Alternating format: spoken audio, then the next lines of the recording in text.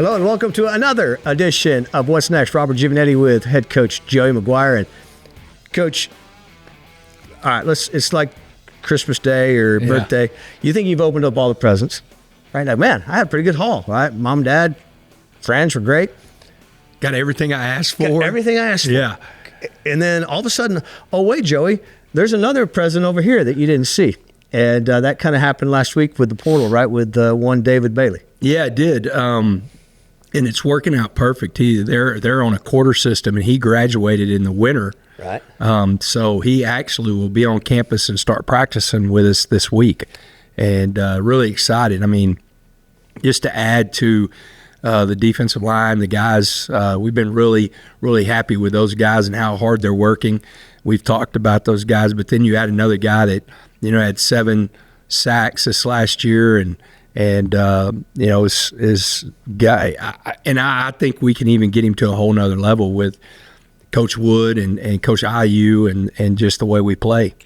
It's kind of fascinating how that worked. How does that work with the portal, him getting back in? Does that have to do with the coaching situation there? Yeah, it does. Like anytime you have a situation where you have a coaching change, then the portal opens for 30 days right then. So, I mean, as soon as that happens, anybody on that team can get in the portal. He got in the portal. James Blanchard had some history with the guy that's representing him, and so we have such a good reputation. And I think that people reach out to us, and when they can, and we jumped all over him. It's a joke right now, but it's kind of like. What would the Eagles do? They just won the Super Bowl and they dominated Kansas City. Well, they dominated Kansas City because of their defensive line. They couldn't block them. And so it was like, what would the Eagles do? They just add another defensive lineman. So right. That's what we decided to do. Yeah, it's a great analogy, right? Because the Chiefs quarterback, he's pretty good. Really good. And best in the world. Best in the world. Pretty, mobile. He can get it. Yeah. But he couldn't do anything. And so you guys are setting up a similar type situation, because we've talked about some of the other guys got some great depth returning. Just at practice a couple times last week, I thought, man, this is even before Bailey. I was thinking, this is kind of I've never seen a tech defensive line like this, and you add somebody else to it. Yeah, it is exciting. And for example, this week, another guy he's returning, but Joseph Adedire, who was injured before the season ever started, he got to do individual all last week, and then we're hoping to work him into one-on-one. So that adds another piece of a guy that's played a lot of football, because he played in every game his freshman year and his sophomore year, and then he got hurt last year. You're adding him. On the other side of the ball, on Saturday, Hunter Zambrano got to do Indy unit teach, and then he got to do one-on-ones at tackle and guard. And so we're starting to get some guys back that we're coming off surgeries from the season, and then you add David, and it's only going to push that room, our team to be better. And it's interesting that he'll be here. Yeah. So now he's already getting kind of a leg up, and don't have to wait till the summer to get him here. That's great. So make no mistake, everybody in the country wanted this guy, right? Right. I mean, everybody. Like everybody. Said, nobody's going, oh, we've got enough. No. Right? Everybody wanted this guy, but Texas Tech gets him. And at the same time, you're dealing with this. You got a coaches clinic going on, right? So take us behind the scenes. How are you maneuvering all that? You got all these guys here. You know a lot of these guys. It had to be a little bit of controlled chaos behind the scenes. It's always controlled chaos around here, it seems like. But we had 190 coaches at the clinic. Turnout. It was awesome, and then we also had a ton of. Unofficial visitors, some high school players and their families were here. And then I'll tell you what it is. James Campen came and spoke. You talked about him last week. Played in the NFL, has coached in the NFL forever. He was absolutely blown away with the support staff, with Antonio Huffman, with Quentin Joyner, with Dave Martin, with Presley Quisenberry, Shelby Saul, Leisha Weatherford. I can go on and on and on. Our young ladies that work for us, our student workers, he was like, man, I've never seen. He goes, there's so many people that are great at their job, and they know their job, and it's just seamless. And so, that's what happens whenever you have great people and you surround yourself with great people and you allow them to do their job. Yeah. Then you can do stuff like that, where you have an OV in the middle of the week, and then you have a coaching clinic the next day, and then you have visitors, and people are just blown away because they feel like they're all getting the right amount of time to show how special they are. The reason I said everybody wanted this guy is obviously it's New World, right, where money plays a part in it. But I think with this guy, everything else that went with it, right, the staff, the facilities, everything added to getting this guy. Well, I think you have to have a right fit, and Coach Wood has been awesome of showing these guys this is what it looks like. Y'all know how I feel about CJIU, but I'll say it again. Kenny Perry will be upset that I'm not talking about him, and I'm talking about CJ. Kenny had a birthday last week too. He did. All right. He did. Go ahead. It's his Sammy Hagar year. 55. Right. But CJ is as good as there is, if not the best in the country. And so the picture that he painted for David really helped him buy in. And then we have a lot of guys that have coached D-line in this building. And so I think it really helps that he knows that he's going to be developed to another level. You're big on chemistry, family. What's the dynamic feel like right now with all these new guys? And there's a lot of expectations that come with that too. Everyone embracing the pressure a little bit? Now, I think, that's the thing that I am the most excited about is all the guys that we brought in, from the freshmen to the transfers. Man, they've bought in so quick. I think they're really happy. I think they see what we're trying to do for them. Yeah. And, I always tell these guys, you got to understand, everybody in this building is here to make you the best version of yourself. And they feel that. And so whenever they feel that, then they understand what we're really trying to do for them. I saw Coach Wood posted something last week about practice. Yeah. What a great practice it was. To talk a little bit, kind of give us an insight of what that looked like. Well, Saturday was crazy. I mean, we got snow throughout practice. The O-line, the D-line, the outside linebackers, and the kickers. I want to tell you how tough our kickers are, our punters at West Texas. They were out in the snow practicing individual kicking and everything like that. I just think the environment that Saturday, there was so much energy. The guys were flying around, and I think that had a lot to do with what he was talking about because, we practiced at a really high level. There was a lot of just how fast the guys are practicing. And, it was week 3 of spring football, and so they're getting more and more familiar with the offense and defense, so the practices are going that much faster. He has to be thinking a little bit like the same thing, right? Okay, hey, we've given you this great train set, keeping that toy motif, and now we're going to add this supercharged locomotive on the front. What is his, being around him and his energy and changes he's brought, what does that change as far as the dynamic around here? Yeah, he is very, how I describe him, he is very A to B to C. He has a plan every single day. He's extremely organized, and then he has an edge to him. And you could see our defense playing with that edge. But also it's very calculated. He has got everything mapped out of what he's trying to get done this spring. I think it's funny, because we probably say it every year. Everyone says it every year, right? Every coach loves his recruiting class. Yeah. Every year, hey, we've gotten bigger, faster, stronger, all those things. But walking out on that practice field last couple of weeks, it looks like a different team out there. I mean, I'm being serious. Yeah. To my untrained, amateurish eye, it just looks different. Well, and it's the entire. It's a mixture of everything. It's a mixture of, for instance, Danny Seal, Dylan Shaw, Nick Fattig are about to be redshirt sophomores. So these guys that they're year 3 in a college program, and then you added a lot of length in the portal. So it's a mixture of your young guys growing up and really becoming men.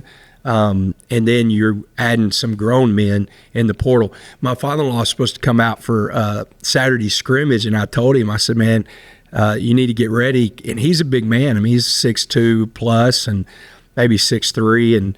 And I said, your neck's going to be hurting because you're going to be looking up at all these guys, and you really are. Like, it is funny.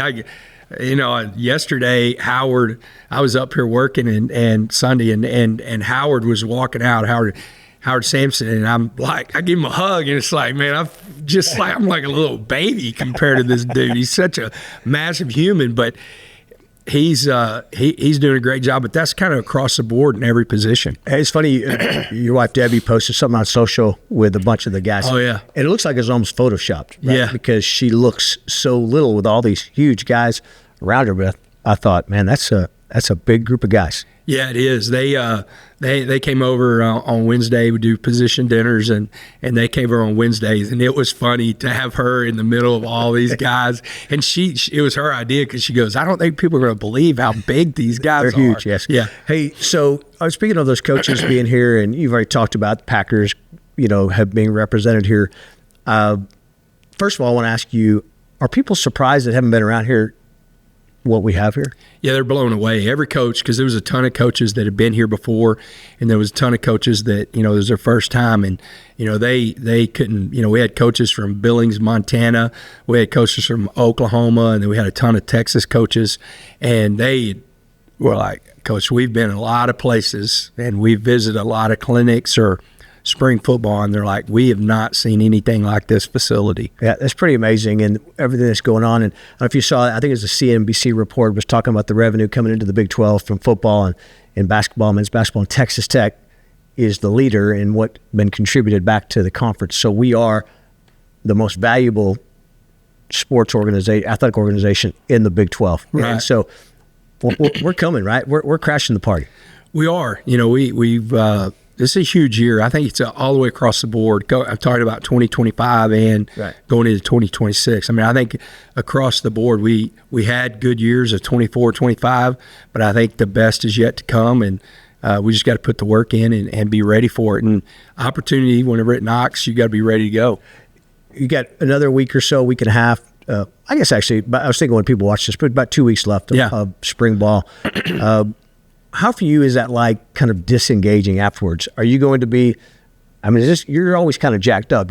Has what you've seen so far jacked you up a little more? Are you going to be going, okay, I got to tap the brakes a little bit. We still have a few months before the season starts. Where are you going to be in a couple weeks? Nah, just mentally trying to find a way to get better. We're getting better as a team. The challenge is just being the best coaching staff. Like, again, we do have a great opportunity, and making sure that we're doing our job. So, the next couple of weeks or after that, we'll have some exit meetings, and we'll really kind of see where we are roster-wise. And then the coaches, the position coaches, will go out recruiting the high school athlete, the 2026, 27, 28 group. And, I'll kind of be around the state of Texas doing some stuff for Texas Tech, but constantly thinking about this team to see how we can have the best summer. Because after they get through with exams, this is kind of their summer break. Right, they're going to get about 3.5 weeks off before we're gearing it back up in June.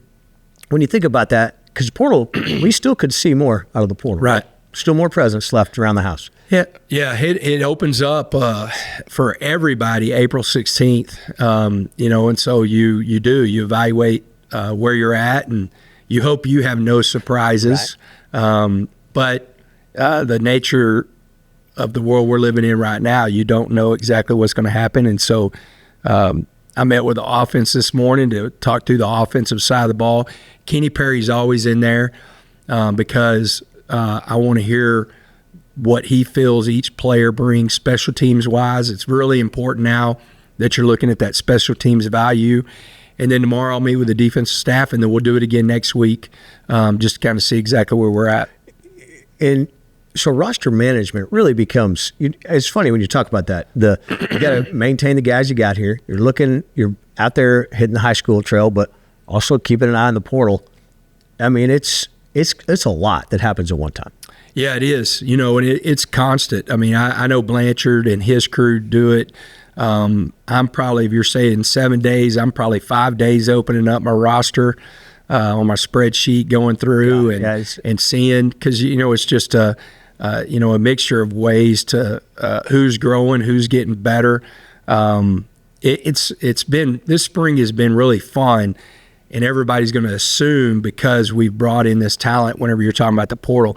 But it's also been really fun to see some the lights come on for some of our young guys that are now older. Jaden Cofield is, I think we talked about, defensive tackle out of Maynard, Texas, where Taj Brooks is from, and seeing him grow because he's going to be a redshirt sophomore. So, again, year 3 of these guys being in a weight room, usually the O-line and D-line, year 3, that's when you should see exactly what you were expecting to see whenever you're talking about that. Real quick, biggest surprise of the camp so far? Have you had something that you thought, didn't see this coming? Biggest surprise besides the lights going out? God, that is a great question. Besides the green smoke and the lights and the snow in April, which I've never seen. Yes. There's a couple guys. I mean, I think TJ West has had a absolutely great spring, year 3 for him. He's really coming on at outside receiver. Yeah. And then I really think Mac did a great job of evaluating Mitch as he's getting 2 reps, but he's a really, really good quarterback. We're excited to have the depth in that room. Mm-hmm.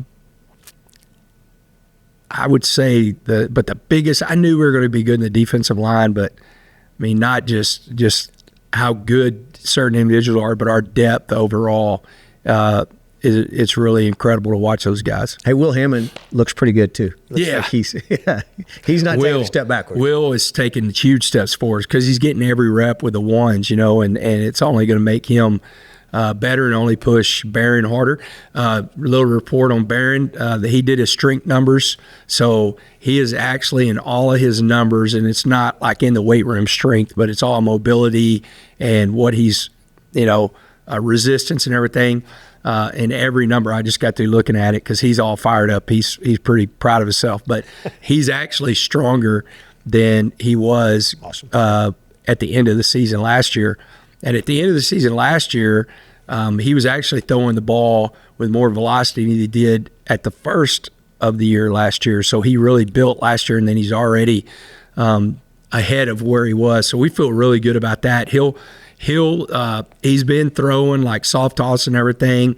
I think next week it turns into where he's throwing the football, and then May he actually travels to Jacksonville, and he'll be full tilt ripping it whenever he goes to do his all his workouts there. Saw him at launch last week, and I thought, man, he looks really good. He looks like he's gotten bigger and he looks good. Yeah, he's changing his body because like last year we didn't care what weight he put on, we just needed weight on. So there was times that he was maybe a little doughy, pudgy, kind of like me.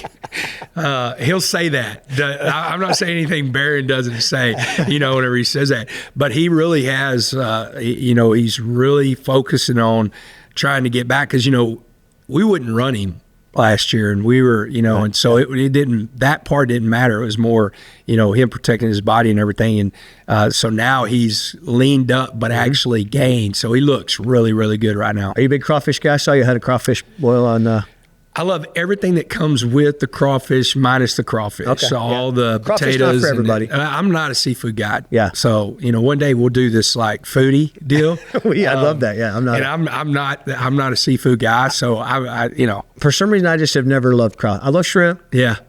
I don't. Yeah, crab, all that. I just don't like crawfish. Yeah. So, anybody in your staff put away a lot of crawfish? Kenny Perry.